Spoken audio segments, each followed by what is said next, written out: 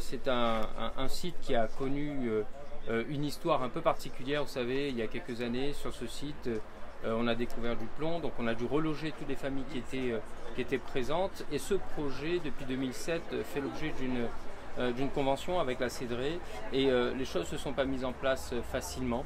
Et c'est en 2014 que nous avons retravaillé le projet et lui donner sa dimension à la fois de ville intelligente, mais aussi de ville étudiante, de ville ouverte et de ville propre, que nous avons redonné du sens à ce projet.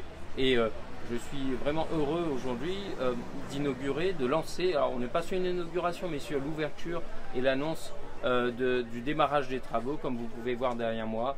Donc à l'horizon 2026, nous allons pouvoir intégrer des nouveaux logements pour les jeunes actifs, les jeunes étudiants, mais aussi un vrai parc urbain qui pourra accueillir les étudiants de l'école des Beaux-Arts, l'école d'architecture, demain les élèves du campus ELI avec Apprentis d'Auteuil. Et cette connexion avec cette nouvelle façon de se déplacer, de consommer, de vivre la ville tout en la respectant, c'est aussi un trait d'union entre l'histoire et l'avenir. Et c'est la raison pour laquelle je propose de nommer tout cet espace, ce triangle de l'Oasis, de le nommer le campus Paul Vergès. Parce que je crois que si nous devons à quelqu'un la façon de penser la ville, c'est d'abord à Paul Vergès.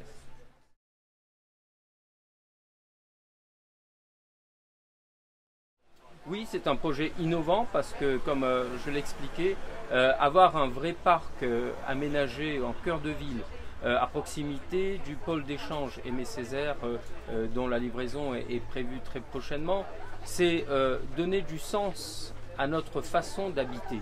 Et quand je dis innovant, c'est aussi non pas sur les nouvelles technologies, c'est comment on se déplace, comment on vit notre quartier, comment on consomme, comment on s'installe pour apprendre, quelles relations nous avons avec le voisinage. Et c'est par la création architecturale d'ouverture sur les autres quartiers, et c'est surtout cet espace d'enseignement sur comment on construit demain avec le pôle d'aménagement de construction durable qui verra le jour sur cet espace.